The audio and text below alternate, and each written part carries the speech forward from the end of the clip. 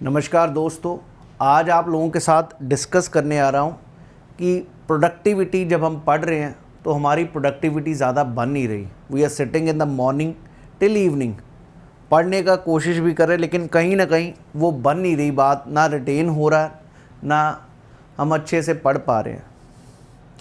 लेकिन एक चीज़ मैंने जो ऑब्ज़र्व किया है कि जैसे जैसे नज़दीक आता पेपर तब स्टूडेंट्स भी बहुत सीरियस हो जाते हैं और उस समय they want to look for productivity, कैसे मैं इंक्रीज़ कर सकूं प्रोडक्टिविटी को। तो उसी पर आज का जो वीडियो है, may be it will definitely work for all of you people जो लोग मेरे साथ जुड़े हुए हैं इसमें डिफेंस की कोचिंग के लिए, डिफेंस की क्लासेस के लिए।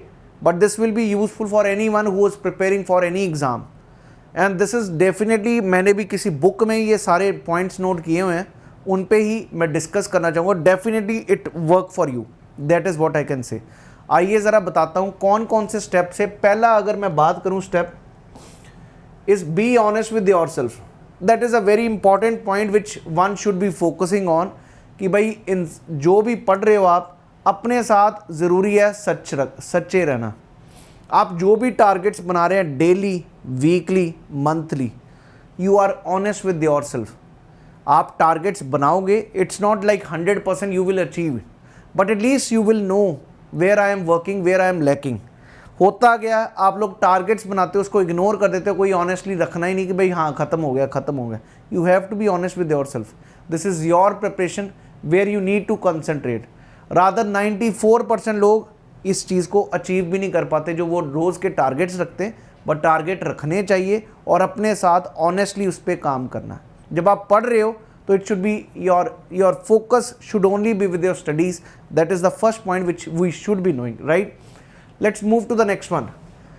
ये बहुत ज़रूरी है जी, write it down. Write it down का मतलब यहाँ पर क्या है, आपको जो भी पढ़ना है, जो भी चीज़ें आप टारगेट कर रहे हो, कोशिश कीजिएगा उसको लिख के रखें। ये तो यार इवन हमारे भी, अगर आपने पढ़ना है, आपने चीज़ें इम्प्रूव करनी है, ये बहुत ज़रूरी है।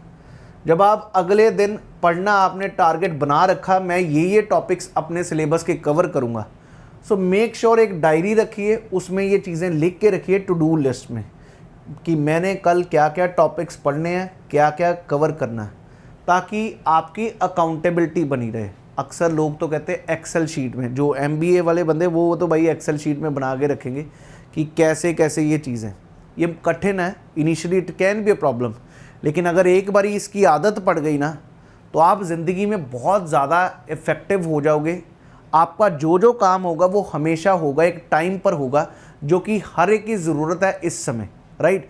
That will definitely help you. So ज़रूर जो चीज़ें आपको टारगेट हैं, आपको करना है, उसको लिख के रखिए, इस दिन का ये चीज़ें हैं। एक अकाउंटेबिलिटी बन जाती है आपकी कि यार हाँ मैंने ये उस दिन कवर किया था, ये चीज़ें।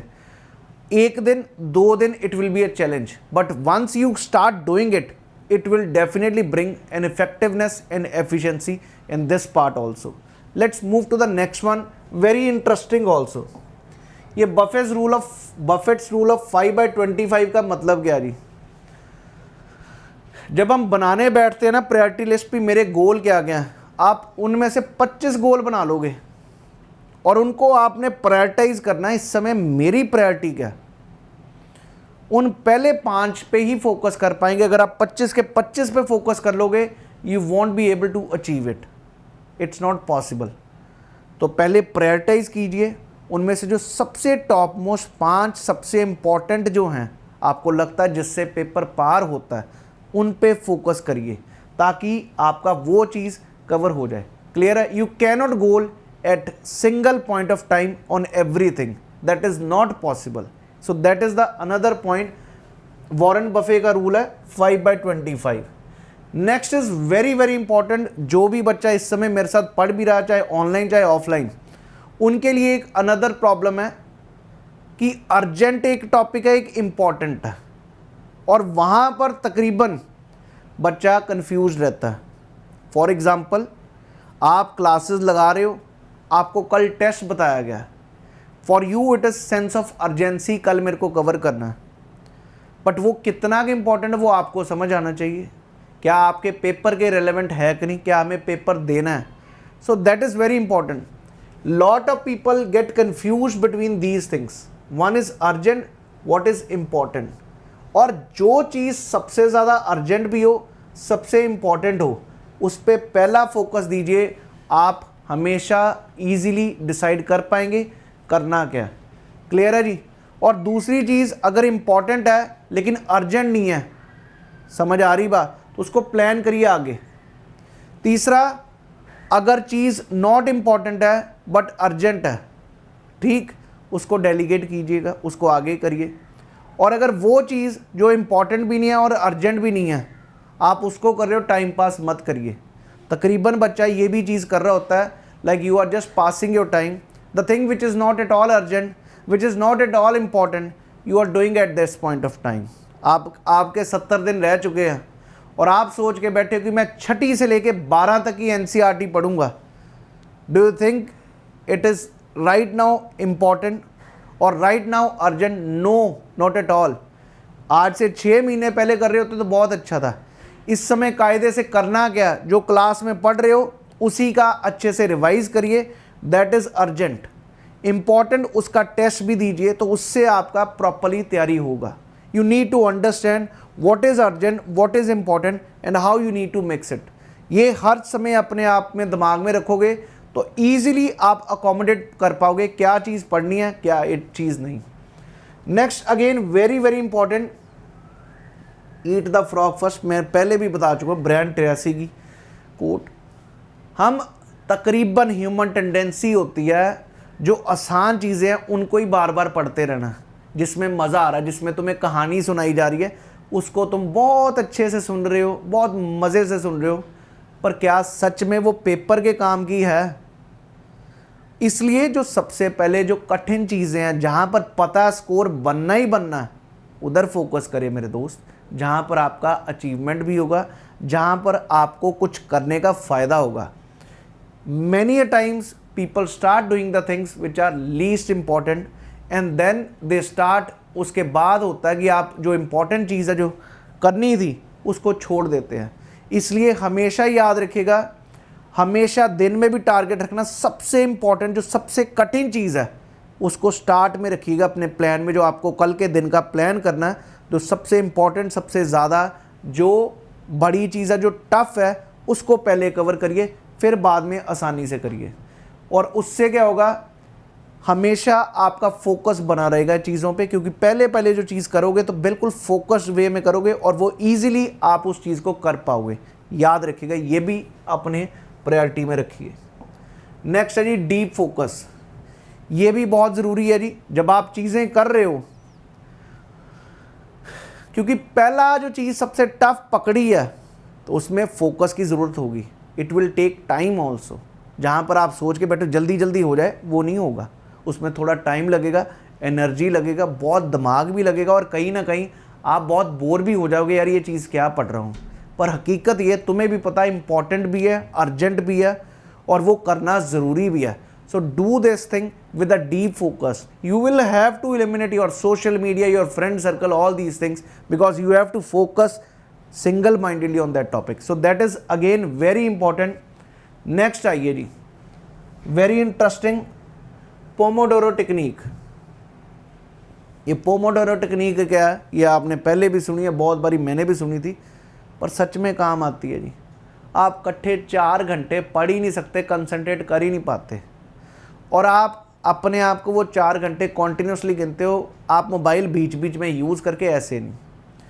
Try to use it in wisely.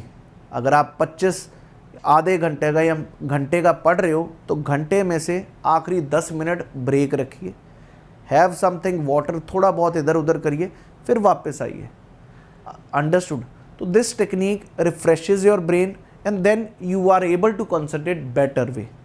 आप एक ही चीज़ पे, जैसे सिंपल चीज़ है यार, मैकेनिकल बात करूँगा, मोटर चलाए रखो तो वो इतना ज़्यादा सही नहीं। आप पहले उसको दीजिए रेस, फिर थोड़ा शांत हो जाइए, फिर उसके बाद पकड़िए।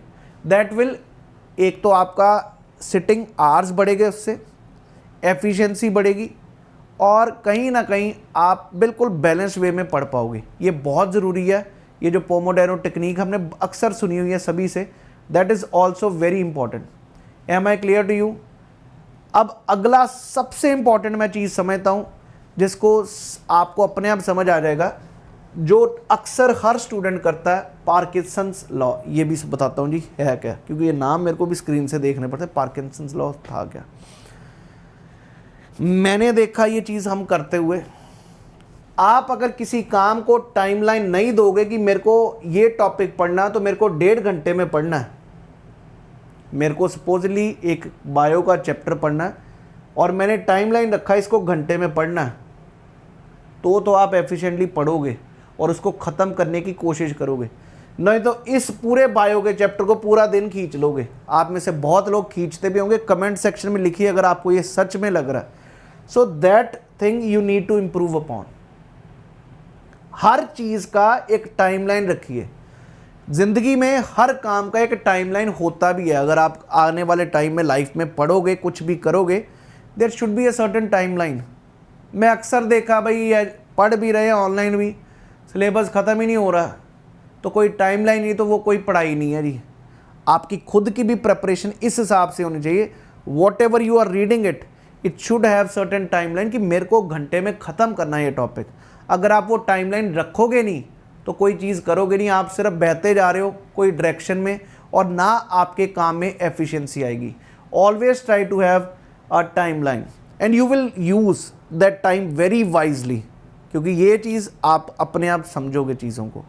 आशा है कि ये सारी चीज़ें कहीं ना कहीं आपस में मिल रही हैं और कहीं ना कहीं आपका प्रिपरेशन में इम्प्रूवमेंट लाएंगे। अगर आप इन चीज़ों को अगर सोच रखो और अपने दिमाग में ये डाल दो, try it for 1 or 2 days, you will find a big change in your studies and effectiveness। क्योंकि इस समय जो मेरे को टाइम लग रहा ना, those who are preparing for this examination of CDS, NDA और CFF, they are right now very much anxious कि मेरे को पेपर पार करना। एटलीस्ट ये तो अंदर से आग लगी हुई है, पर अब ये नहीं पता चल रहा करना कैसे है। क्लियर है? उस चीज़ में हमें कहीं ना कहीं इम्प्रूवमेंट लानी है। वही चीज़ है, आपको ये चीज़ें ज़रूर देखें, क्योंकि पढ़ाना हमारा काम है। हिस्ट्री, ज्योग्राफी, पॉलिटी वो तो आपको याद हो भी रही हैं, सब कुछ हो रहा है, बट कहीं ना कहीं सेल्फ स्टडी में हम आपके साथ नहीं खड़ पा रहे, हम आपको नहीं हेल्प कर पा रहे how to count those things. For that I am trying to make up certain videos so that anybody जिसके अंदर ज़ील है कि मेरे को पेपर क्रैक करना है, उसको कहीं ना कहीं इस तरीके से भी हेल्प मिल सके और वो पेपर को अपने जो अपना गोल है, अपने पेरेंट्स का गोल है, अपने पेरेंट्स का जो ड्रीम है, उनको भी अचीव कर पाए। तो आशा है कि सभी को ये 8 जो मैंने आपको बताए हैं, कहीं ना कहीं आपको दिखेगा कहाँ पर आप लैग कर रहे हैं और इससे आपकी एफिशिएंसी पक्का इम्प्रूव होगी। और अगर इम्प्रूव होती है तो वापस वीडियो पे आके कमेंट सेक्शन में लिखिएगा ज़रूर कि सच में इम्प्रूव हुई है, याद से। और अब जिनको भी डर लग रहा है यार मेरे को 70 दिन रह गए हैं, CDS क्या क्रैक हो सकता है, अभी आप कॉलेज के पेपर से फ्री हुए हो, मैं बताना चाहूँगा कि चंडीगढ़ में आप मेरे साथ ज्वाइन कर सकते हैं कमिंग मंडे से a comprehensive batch for this CDS 2023। सितंबर का आपका अटेम्प्ट अभी भी you can crack it, trust me, have trust in my classes. अगर आप प्लस पर हैं तो प्लस पे लगाइए, उस पर भी आपको पता है, मैं बिल्कुल कह सकता हूँ yes you can crack it with the right strategy, with the right mindset, you have to do it. मैं कोई ये नहीं कहूँगा कि कोर्स होगा 8-8 घंटे रोज़, 4 से 5 घंटे में आप हमें अगर दोगे तो सिलेबस पूरा अच्छे से कंप्लीट भी होगा और सारी चीज़ें कवर होंगी, ये मैं आप सभी से वादा कर रहा हूँ। थैंक यू, जय Hind everyone, wish you all the best.